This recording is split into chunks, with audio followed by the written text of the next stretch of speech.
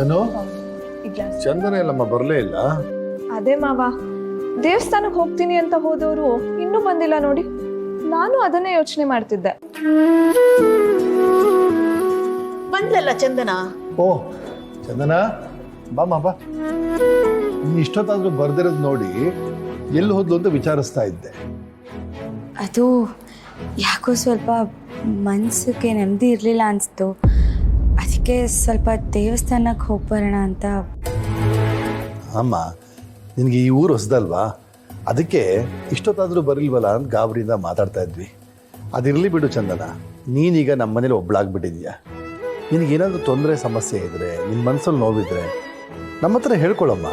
ನಾವೆಲ್ಲರೂ ಸೇರಿ ಅದಕ್ಕೆ ಪರಿಹಾರ ಮಾಡೋಣ. ಸರ್ ಅದು ಅಯ್ಯೋ, ಈಗಲೇ ಹೇಳಬೇಕು ಅಂತ ಬಲವಂತ ಇಲ್ಲಮ್ಮ. ನಿನಗೆ ಯಾವಾಗ ಹೇಳಬೇಕು ಅನ್ಸುತ್ತೆ ಆವಾಗ ಹೇಳ್ಕೊ, ಅಷ್ಟೇ ಅಲ್ವಾ ಲಲಿತಾ? ಹೌದು ರೀ ಚಂದನ, ನೀನು ಈ ಮನೆಯವಳೆ. ನಾವೆಲ್ಲರೂ ಹಾಗೆ ಅಂದ್ಕೊಂಡಿರೋದು. ಅದಕ್ಕೆ ಕೇಳ್ತಾ ಇದ್ದೀವಿ. ನೀನು ನಮ್ಮಿಂದ ಏನಾದರೂ ಮುಚ್ಚಿಡ್ತಾ ಇದೆಯಮ್ಮ?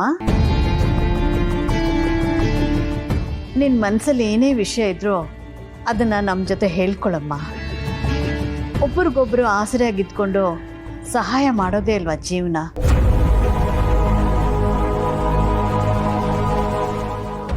ಚಂದನ ಅವರೇ, ಅತ್ತೆ ಮಾವ ಕೇಳ್ತಿದಾರಲ್ವಾ, ಹೇಳಿ ಅದೇನು ನಿಮ್ಮ ಮನಸ್ಸಲ್ಲೇ ಇಟ್ಕೊಂಡು ಒದ್ದಾಡ್ತಿದ್ದೀರಾ ಅಂತ.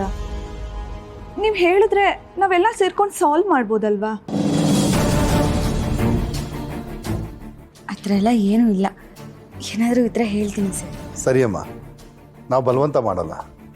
ನಿನಗೆ ಯಾವಾಗ ಹೇಳಬೇಕು ಅನ್ಸುತ್ತೋ ಆಗಲೇ ಹೇಳು. ಸರಿ ಸರ್, ಅಡುಗೆ ಮನೇಲಿ ಕೆಲಸ ಇದೆ, ನಾನು ಹೋಗ್ತೀನಿ. ನೋಡು ತಾಯಿ,